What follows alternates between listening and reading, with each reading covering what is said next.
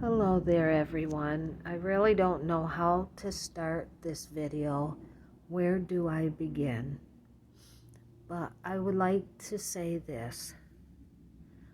The last video I did was actually the day that I found out that my son had passed away. I received a phone call shortly after I climbed into bed on Thursday, February 17th. Now, Thursday in the morning, I did a YouTube video and I sent it to my son's Facebook page. And I haven't heard from my son in a while, so being that I'm a mom, I'm concerned. Can't understand why he's not responding to his Facebooks. He had 2, but I found out he had 8, actually. And the reason why is he forgot his Facebook password, so he kept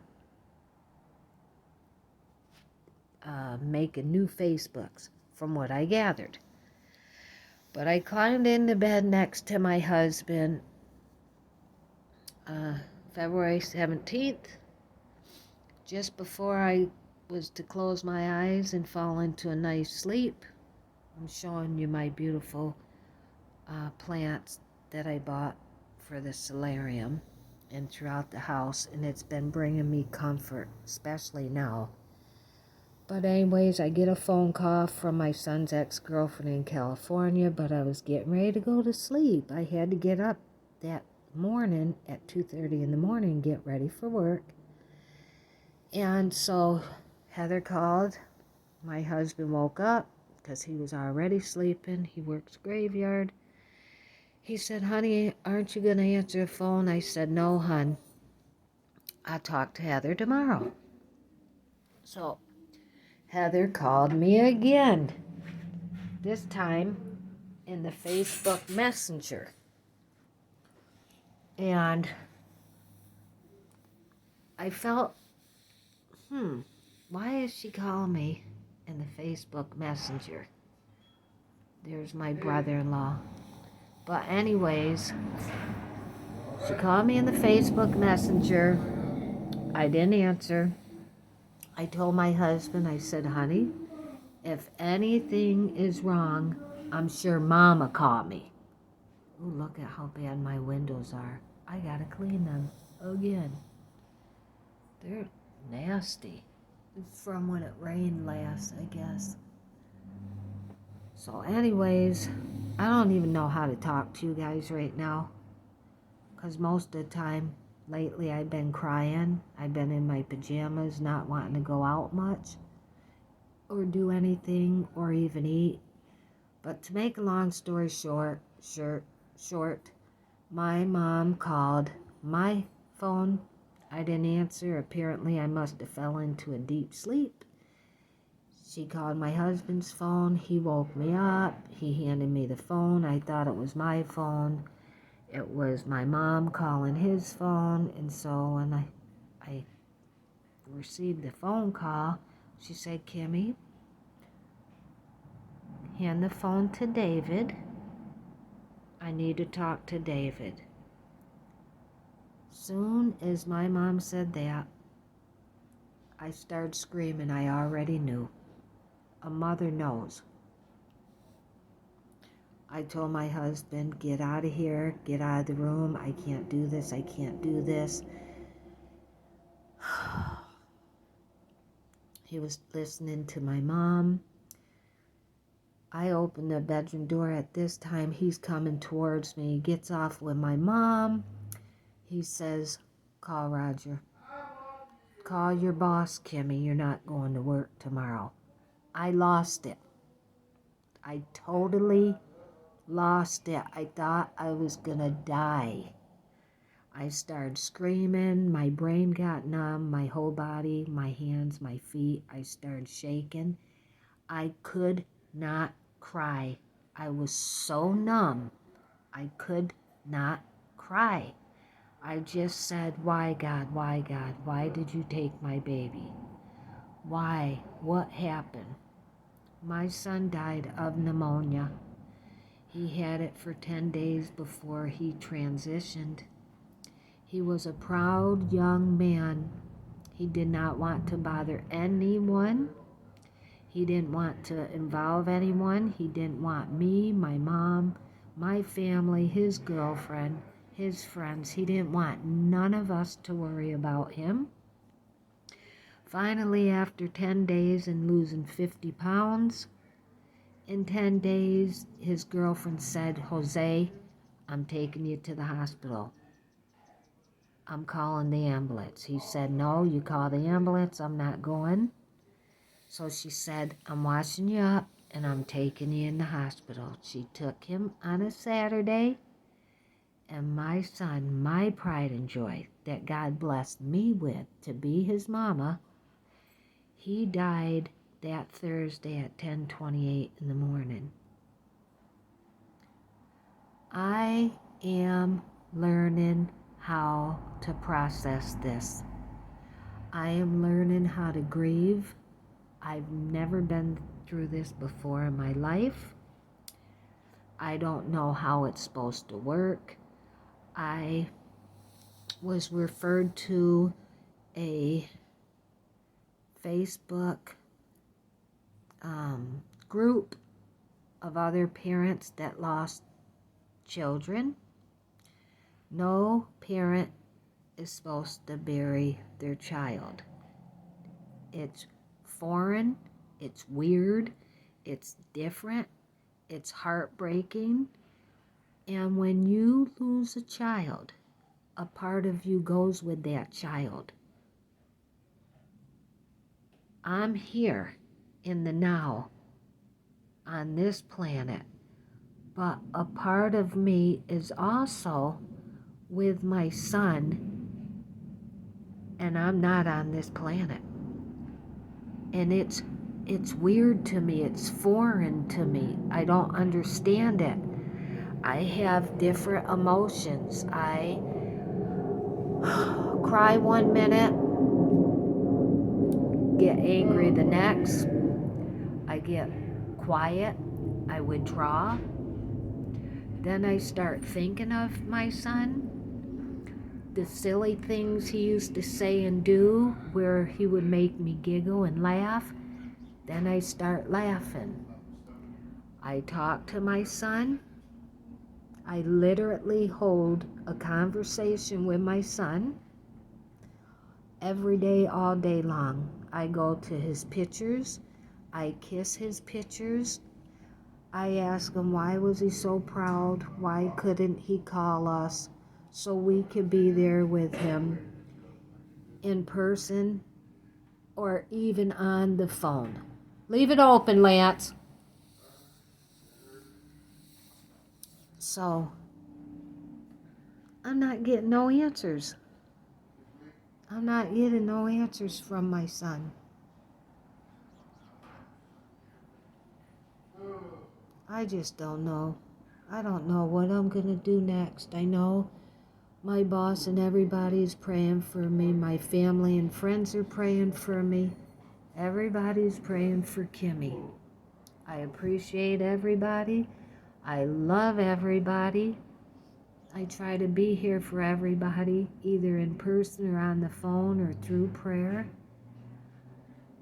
I thank everybody that sent cards, video, text messages, video clips, phone calls.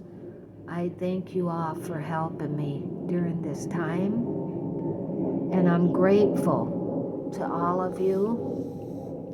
But I wish my son was here. I wish I never had to experience this. I wish no parent never had to experience this and go through this. Right now, I don't even know what I'm saying. I feel like I'm just rambling trying to tell you about my son's passing. To him not being here. He lived in another state, Tacoma, Washington, he and his girlfriend. it still doesn't take away the emptiness that I'm feeling. I even have fear. That's one of the emotions. I have panic attacks now. I hardly ever have panic attacks. Now I have panic attacks. I went to my primary physician. He prescribed 2 different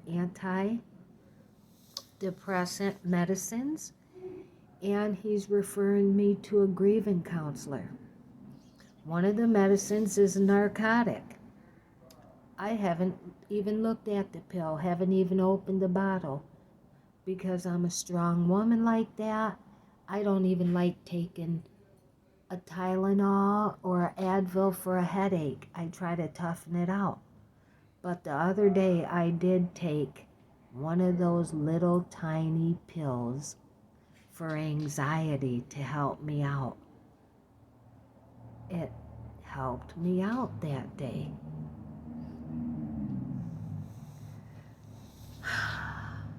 Every day I ask God for His strength and to give me the comfort that I need so I can keep on living. I have another daughter, or another child rather. She's 37, she's disabled with autism. And I don't know how to tell my daughter. I don't think I'm ever going to tell her about her brother transitioning. I think I might just not tell her, only because she's got a child like mine, maybe 10, 12 years old, and I don't want to trigger her behaviors where she goes into full-blown behavior, and I don't want her to have to go through that. So I'm trying to figure it all out. Right now, I'm okay. I did some retail therapy today. I've been doing it for a month now. And the crazy thing is, all of a sudden, I felt the urge to buy real plants again. I haven't had real plants for years, but I bought a few last year for my condo, and then me and my husband got married, and we remarried each other, and we bought another house.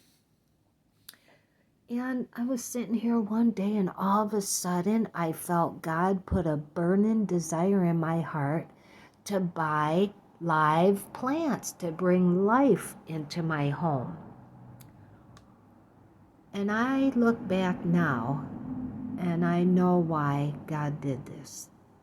God knows the beginning to the end. He knows what's best for each and every one of us. And He knew He was getting ready to take my son home. But I didn't know. But in a way I did know, because for the last, I don't know how many months, I've been making YouTube videos for God and His people about how imperative it is to love on family members, get close with family members, learn to forgive family members and friends that offend you in any way, get your life straight with God. It's better to walk in the straight and narrow path with God in your life than to try to do it all on your own. I've even did a video about addictions. Addiction, any and all addiction, they're all alike. No matter what addiction it is, they're all alike. There's a reason why we do what we do when we're doing them. And to gather our strength from the Lord. These windows are driving me nuts, guys. I got to clean them. Look at that. Holy cow. But anyways, God has given me the strength to move on. I don't have the strength to move on without my Lord Jesus Christ. He is my Savior. I refuse to go on living my life without my son and daughter in my life, without the Lord's strength. I'm weak. I'm a very weak, emotional woman. I appear to be strong to you all, and a part of me is, but then I'm fragile too, and I can be very weak emotionally. So I need prayer. I need prayer. I'm scared to go back to work on Tuesday because I know how I am. I'm happy, I'm bubbly, I'm carefree, I love on everybody, I love to joke with people, but my mindset is the furthest thing away from that type of attitude. I want to be left alone. I want to grieve. I don't want to be rushed to grieve for my son, my adult child son. I want people to allow me to grieve. I need to grieve. I need to go through the steps in the process. I even bought me a book today. I was walking by some books and I seen a book at Walmart about grieving. Chicken Soup for the Soul book. And I've had their books before, but not on grieving. Until you lose a child at whatever age, you will never know the pain that a mama goes through, a father goes through, a parent goes through when they have to make plans. Burial plans, cremation plans, whatever plan you have to make for your child. It is so hard. It's a lonely, lonely place to be in. I consider myself, I have no enemies. I build and edify everyone up. But if I did have enemies, I wouldn't wish this on nobody. This is a pain that I cannot describe. I just hope you don't ever have to go through it. So this is my little area. I'm going to put a picture out here of my son. I'll have my teas out here. I'll read out here. I'll pray out here. I'll cry out here. I'll have my Bible studies out here. It's getting nicer. Today was a nice day. It's not getting. It is a nice day here in Las Vegas, Nevada, in the high 70s. Please forgive me for just talking, but I have to let this out. My mom says, Kimmy, do your YouTube videos. They help you. I do these YouTube videos to help others, but Mom is right. They do help me.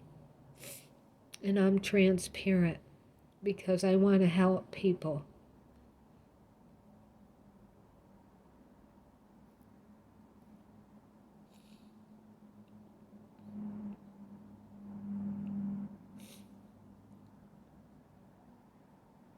Hold them close to you. Hold your babies, your grandbabies. Hold them close to you. Pray on them. Pray for them. Lift them up in God's hands. to God. Never stop praying for your child, because one day God might take your child back home, because your child assignment can be done here on earth. And I'm selfish. I don't want God to have my son. I want to have my son. I want my family to be a part of my son. I don't want my son to be somewheres where we can't see him anymore and talk to him. I admit, my son had problems. And he just ran. He was a runner. And he lived his life to the fullest.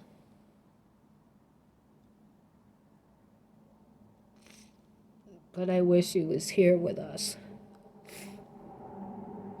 And I know God isn't selfish, but he was God's child before my child, but it hurts. It hurts, people. It hurts. And I'm going to have my son cremated. I ordered an urn and 5 lockets. And now we're just waiting for the urn to be delivered to the funeral home.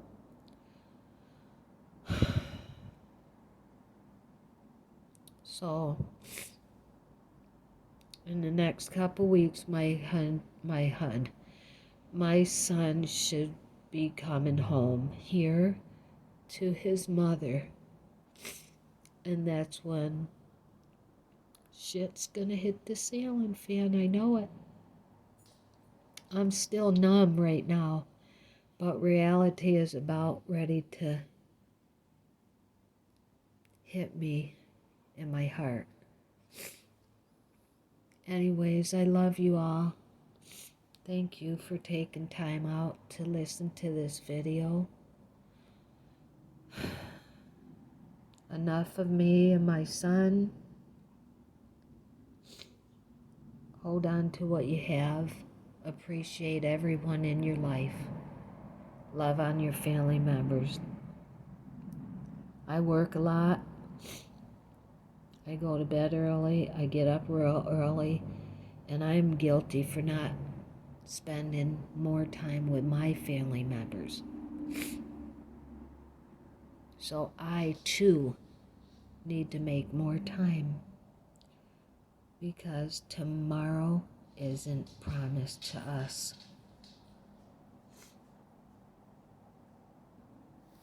Goodbye.